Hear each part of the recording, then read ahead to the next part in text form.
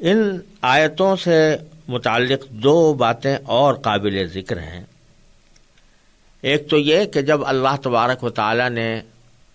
عرب کے لوگوں کو یہ چیلنج دیا کہ قرآن جیسی ایک صورت ہی بنا کر لاؤ، تو اس میں ساتھ ہی یہ بھی فرمایا تھا کہ اپنے حمایتیوں کو بھی تم بلا لو۔ حمایتیوں کا ایک مطلب تو جیسا میں نے پہلے عرض کیا، وہ بڑے بڑے نامور شاعر، ادبا اور خطبہ تھے جو عربوں کے اجتماعات میں، ان کے میلوں ٹھیلوں میں فی البدیع اشعار کہنے کے ماہر تھے اور بڑے بڑے قصیدے کہا کرتے تھے۔ انہی کے کہے ہوئے قصیدے کعبے کے اندر لٹکے ہوئے تھے جو سبع معلقات کہلاتے تھے۔ تو ایک تو حمایتیوں سے مراد وہ، اور ساتھ ہی اس میں ایک اور پہلو بھی ہے کہ لفظ استعمال فرمایا کہ اللہ کے سوا اپنے جتنے بھی حمایتی ہیں ان کو بلا لو۔ تو اللہ کے سوا کہہ کر اس بات کی طرف اشارہ فرمایا جا رہا ہے کہ تم اللہ کے ساتھ جن بتوں کو شریک ٹھہراتے ہو، جن دیوتاؤں کو اپنا معبود مانتے ہو، جن کی پرستش کرتے ہو، اور جن کی تردید کے لیے قرآن نازل ہو رہا ہے کہ ان کی کوئی حقیقت نہیں ہے، اگر ان میں کوئی جان ہے، اگر ان کے اندر کوئی سچائی ہے، اگر وہ واقعتاً خدائی کے مستحق ہیں، تو ان کی تردید میں اتنا زبردست کلام آ رہا ہے تو وہی ایک جملہ بول دیں، وہی ایک صورت ایسی بنا کر دکھا دیں کہ ہمارے بارے میں جو باتیں کی جا رہی ہیں وہ غلط ہیں، تو اللہ کے سوا ان کو بلا کے دکھاؤ۔ تو اشارہ ایک طرف ان کے اس چیلنج کی تکمیل کا بھی ہے، اور ساتھ ساتھ ان کے جو شرک کے دعوے ہیں ان کی تردید بھی اس میں پائی جا رہی ہے۔ دوسری بات اس دوسری آیت میں یہ ہے کہ اللہ تبارک و تعالی نے فرمایا کہ اگر تم نہ کر سکو اور ہرگز نہ کر سکو گے، فَإِن لَّمْ تَفْعَلُوا وَلَن تَفْعَلُوا، پیشن گوئی بھی ہے کہ کر نہیں سکو گے، ہرگز نہیں کر سکو گے، تو پھر ساتھ میں پھر دھمکی بھی ہے، فَاتَّقُوا النَّارَ الَّتِي وَقُودُهَا النَّاسُ وَالْحِجَارَةُ، اس آگ سے ڈرو جس کا ایندھن انسان اور پتھر ہوں گے۔ انسان کے ایندھن ہونے کا مطلب تو سمجھ میں آ رہا ہے کہ مراد یہ ہے کہ جو لوگ حق کی بات کو نہیں تسلیم کریں گے اور حق کو واضح ہونے کے باوجود نہیں مانیں گے تو ان کو آخرت میں آگ کی سزا دی جائے گی۔ لیکن پتھروں کے ایندھن ہونے کا کیا مطلب ہے؟ تو اس کا مطلب یہ ہے کہ جن پتھروں کو انہوں نے بت بنا کر اپنا معبود بنایا ہوا ہے اور دن رات ان کی پوجا کرتے ہیں، اپنی مرادیں ان سے مانگتے ہیں، ان کو مشکل کشا اور حاجت روا سمجھتے ہیں، ان کو اس جہنم میں ڈالا جائے گا اور وہ جہنم کا ایندھن بنیں گے۔ اس وجہ سے نہیں کہ یہ ان کی خود کوئی خطا تھی، خود کوئی گناہ تھا، کیونکہ انہوں نے تو نہیں کہا تھا کہ ہمیں بت بنا کر ہمیں پوجا کرو، یہ ان لوگوں نے اپنی طرف سے گھڑ لیا تھا، لیکن اللہ تبارک و تعالیٰ ان بتوں کو آگ میں ڈال کر یہ عبرت کا منظر دکھائیں گے کہ یہ ہیں وہ دیوتا جن کو تم نے اللہ تبارک و تعالیٰ کا شریک بنا کر حاجت روا اور مشکل کشا قرار دیا ہوا تھا، آج دیکھو کہ یہ آگ میں پڑے ہوئے ہیں اور ان کو بھی کوئی بچانے والا نہیں ہے۔ تو یہ محض ان کی بے بسی اور ان کی مشرکین کی بے بصیرتی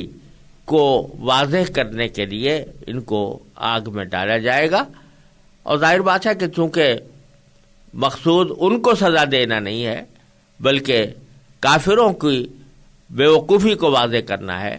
اس لیے بظاہر ان پتھروں کو اس آگ میں پڑنے کی وجہ سے کوئی تکلیف نہیں ہوگی، ان کو کوئی عذاب بظاہر راست نہیں ہوگا۔ یہ دو آیتیں جیسا میں نے عرض کیا اسلام کے دوسرے عقیدے رسالت سے متعلق تھیں۔ اب تیسرے عقیدے کا آگے مختصر بیان آ رہا ہے، اور وہ ہے عقیدہ آخرت، یعنی اللہ تبارک و تعالی نے یہ کائنات اس لیے بنائی ہے تاکہ یہاں پر آنے کے بعد انسان اللہ تعالیٰ کی بندگی کرے، جیسا کہ تفصیل سے آگے آنے والا ہے، اور بندگی کے میں براہ راست پرستش بھی داخل ہے اور اللہ تعالیٰ کی اطاعت کا ہر کام داخل ہے. اس کے لیے انسان کو بھیجا گیا ہے. تو یہ آزمائش ہے اس کے لیے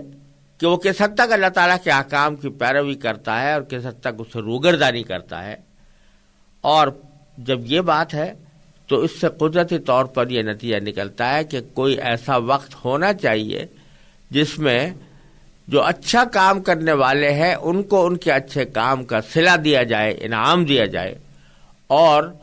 جنہوں نے برا کام کیا ہے، بدیاں کی ہیں، بدعنوانیاں کی ہیں، معصیتوں کا ارتکاب کیا ہے، گناہوں کا ارتکاب کیا ہے، لوگوں پر ظلم ڈھائے ہیں، ایسے لوگوں کو سزا بھی ملنی چاہیے. تو اس جزا اور سزا کے لیے اللہ تبارک و تعالی نے آخرت پیدا فرمائی ہے. یہ دنیا کی زندگی جب ختم ہو جائے گی تو اس کے بعد آخرت کا عالم شروع ہوگا جو ابدی ہے، سرمدی ہے، کبھی ختم ہونے والا نہیں ہے. یہ ایک بہت اہم عقیدہ ہے آخرت کا، اور قرآن کریم نے اپنی بہت سی صورتوں میں اس کے دلائل بھی بیان فرمائے ہیں، اور اس کو یہ بھی بتایا ہے کہ یہ اس کے بغیر اس کائنات کا وجود ہی بابس اور بیکار ہے. اگر آخرت کا تصور نہ ہو تو سارے کائنات کا تصور ہی بیکار ہو جاتا ہے. اور یہی عقیدہ آخرت ہے جو انسان کے دل پر پہرے بٹھاتا ہے اور اس کے ذہن میں یہ بات رکھتا ہے کہ میں جو کام کرنے جا رہا ہوں ایک دن مجھے اس کا حساب بھی دینا ہوگا اور اس کا بدلہ بھی مجھے آخرت میں ملے گا. اس کے وجہ سے اگر عقیدہ آخرت دل میں جمع ہوا ہو اور بیٹھا ہوا ہو تو یہ انسان گناہوں سے بچنے کی کوشش کرتا ہے، دوسروں پر ظلم ڈھانے کی جو جذبات ہوتے ہیں ان کو کچلنے کی کوشش کرتا ہے، دوسروں کے ساتھ انصاف کرتا ہے اور دیانت اور امانت کا مظاہرہ کرتا ہے. اس لیے اس عقیدے کی بڑی اہمیت ہے. چنانچہ اس تیسری آیت میں اللہ تبارک و تعالی نے اس عقیدے کا بیان فرمایا ہے، اور اس عقیدے کی بیان میں اہل ایمان اور عمل صالح کرنے والوں کو پیشین گوئی کے طور پر خوشخبری دی ہے. وہ آیت میں تلاوت کرتا ہوں اور اس کا ترجمہ اور اس کے بعد اس کی مختصر سی تشریح انشاءاللہ. وَبَشِّرِ الَّذِينَ آمَنُوا وَعَمِلُوا الصَّالِحَاتِ أَنَّ لَهُمْ جَنَّاتٍ تَجْرِي مِن تَحْتِهَا الْأَنْهَارُ كُلَّمَا رُزِقُوا مِنْهَا مِن ثَمَرَةٍ رِزْقًا قَالُوا هَذَا الَّذِي رُزِقْنَا مِن قَبْلُ وَأُتُوا بِهِ مُتَشَابِهًا وَلَهُمْ فِيهَا أَزْوَاجٌ مُطَهَّرَةٌ وَهُمْ فِيهَا خَالِدُونَ. اور جو لوگ ایمان لائے ہیں اور انہوں نے نیک عمل کیے ہیں ان کو خوشخبری دے دو کہ ان کے لیے ایسے باغات تیار ہیں جن کے نیچے نہریں بہتی ہوں گی. جب کبھی ان کو ان باغات میں سے کوئی پھل رزق کے طور پر دیا جائے گا تو وہ کہیں گے یہ تو وہی ہے جو ہمیں پہلے بھی دیا گیا تھا، اور انہیں وہ رزق ایسا ہی دیا جائے گا جو دیکھنے میں ملتا جلتا ہوگا، اور ان کے لیے وہاں پاکیزہ بیویاں ہوں گی اور وہ ان باغات میں ہمیشہ ہمیشہ رہیں گے. یہاں اللہ تبارک و تعالی نے اہل ایمان کو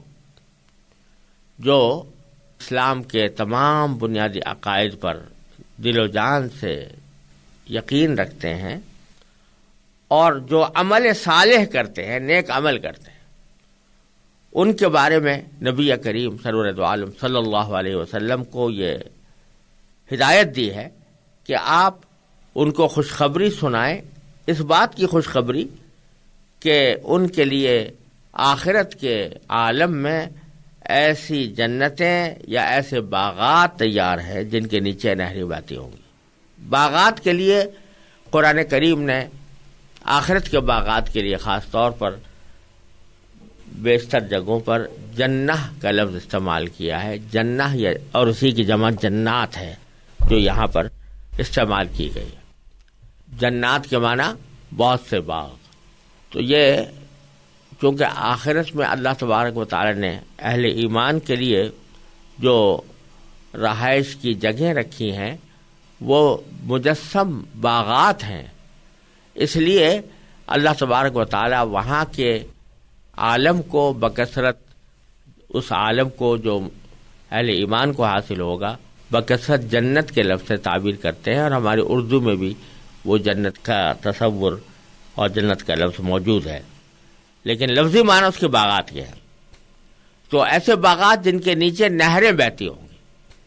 یہ بات قرآن کریم نے 10 جگہ ارشاد فرمائی ہے کہ وہ اہل ایمان کے لیے جو جنتیں تیار ہیں یا جو باغات تیار ہیں ان کے نیچے نہریں بہتی ہیں۔ یہ اللہ تبارک و تعالیٰ نے خاص طور پر اہل ایمان کے لیے تیار کی ہے، اور اس کو ہمارے فہم سے قدر قریب لانے کے لیے اس کی ایک تھوڑی سی منظر کشی فرمائی ہے۔ یوں تو جیسا کہ خود قرآن کریم نے فرمایا ہے، فَلَا تَعْلَمُ نَفْسٌ مَّا أُخْفِيَ لَهُم مِّن قُرَّةِ أَعْيُنٍ، یعنی کوئی بھی انسان حقیقت نہیں جانتا ان نعمتوں کی، ان آنکھوں کی ٹھنڈک والی نعمتوں کی جو اللہ تعالیٰ نے وہاں جنت میں اہل ایمان کے لیے چھپا کر رکھی ہے۔ اور خود نبی کریم سرور دو عالم صلی اللہ علیہ وسلم نے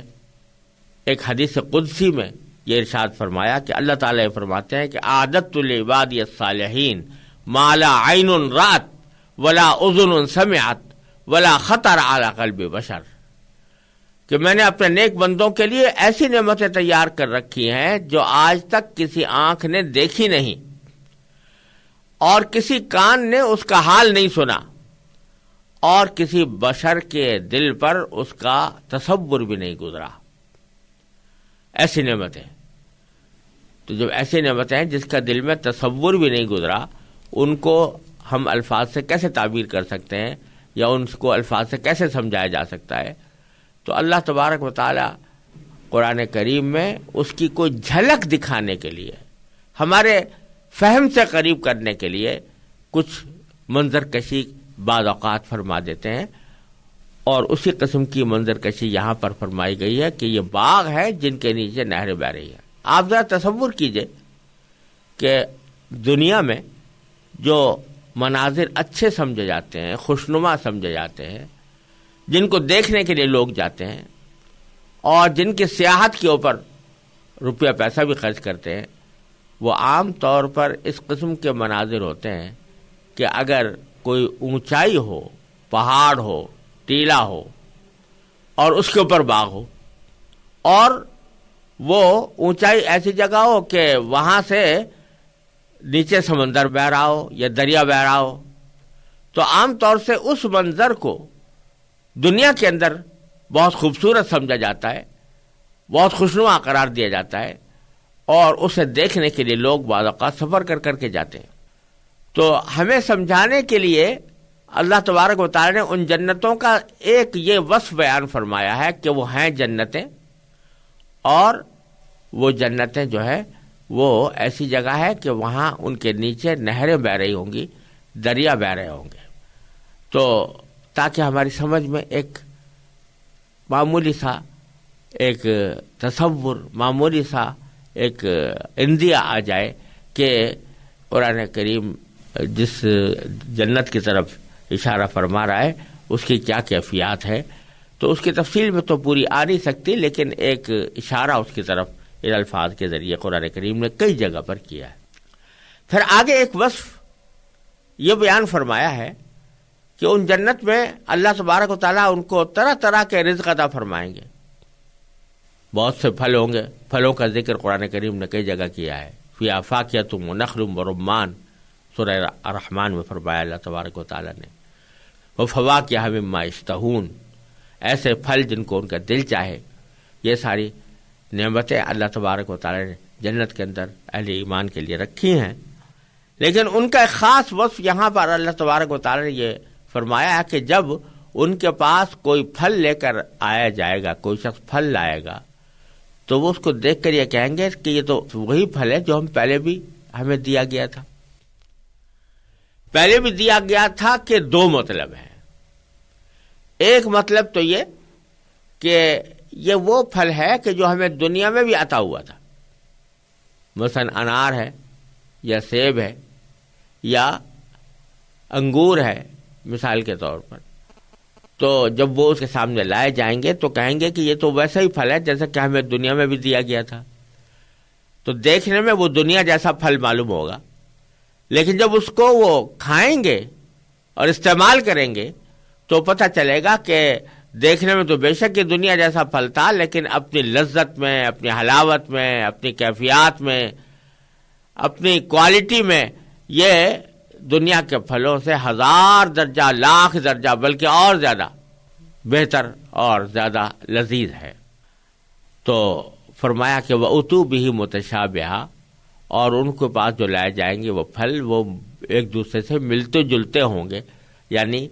دنیا والے پھلوں سے ملتے جلتے ہوں گے. اور ایک دوسرا مطلب بھی ہے اس کا، وہ یہ کہ جب ان کے پاس کوئی پھل لایا جائے گا تو وہ کہیں گے کہ یہ تو پھل ویسا ہی ہے یا وہی ہے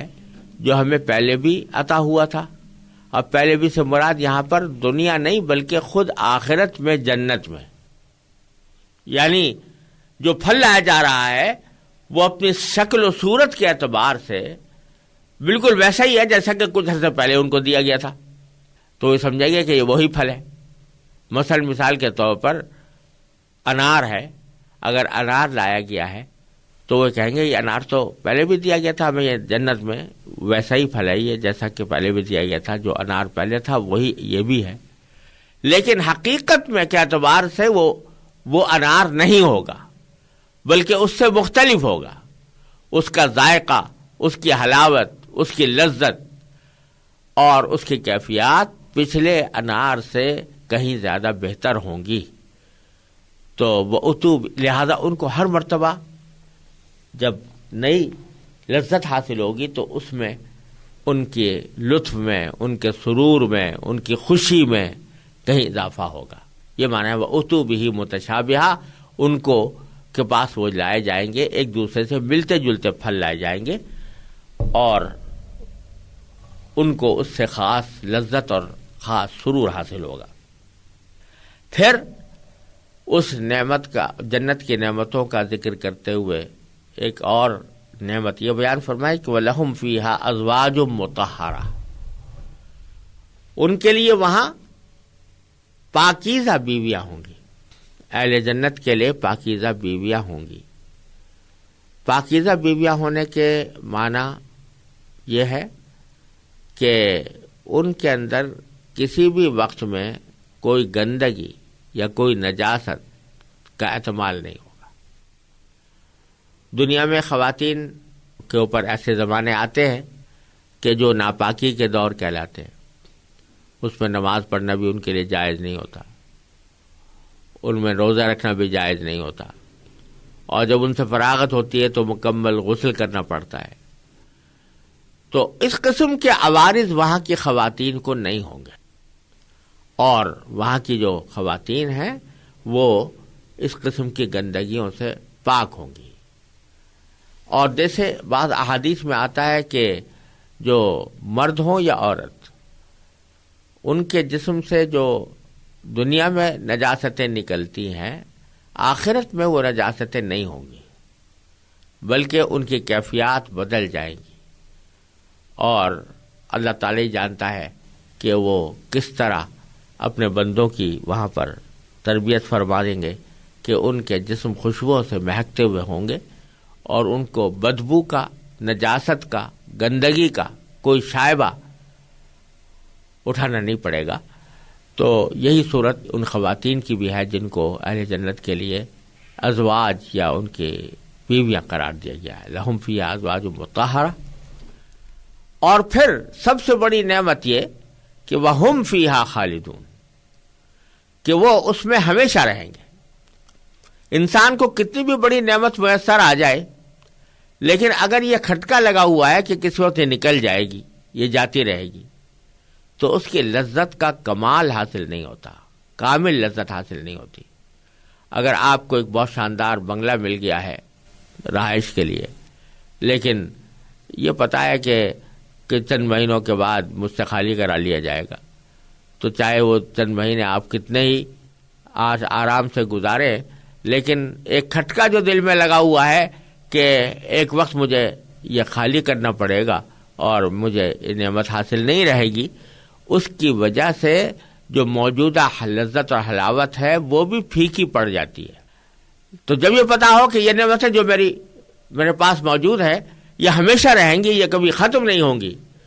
تو اس سے ان لذتوں اور ان نعمتوں کے اندر ایک عجیب سرور پیدا ہوگا، اور یہ ہوگا کہ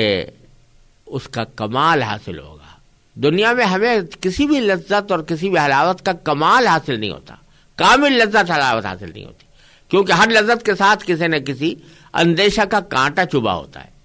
وہاں یہ اندیشہ ہی نہیں، تو اس واسطے اس کی لذت بڑی کامل ہے۔ چنانچہ ایک جگہ سورہ صافات میں اللہ تبارک و تعالی نے ایک جنتی کا حال ذکر کرتے ہوئے فرمایا ہے کہ وہ جب وہاں پہنچے گا اور وہاں کی نعمتیں دیکھے گا تو ایک طرح سے خوشی سے چیختا ہوا کہے گا کہ افما نحن بمیتین الا الموتۃ الاولی، کہ کیا اب ہمیں موت نہیں آئے گی؟ کیا اب جو پہلی موت آ چکی ہے اس کے سوا ہمیں اب کوئی اور موت آنے والی نہیں ہے؟ یعنی وہ خوشی سے چیختا ہوا یہ کہے گا کہ اللہ تعالیٰ نے کتنی بڑی نعمت یہ دی ہے کہ نعمتیں بھی ہیں اور نعمتوں کے ساتھ یہ اطمینان بھی ہے کہ اب ہمیں کوئی دوبارہ موت آنے والی نہیں ہے، ہماری زندگی ہمیشہ کی رہے گی اور یہ نعمتیں بھی ہمیں ہمیشہ ملتی رہیں گی۔ تو اس طرح اللہ تبارک و تعالیٰ نے یہ عالم اہل ایمان کے لیے اتنا آرام کا، اتنے راحت کا، اتنے سکون کا اور اتنی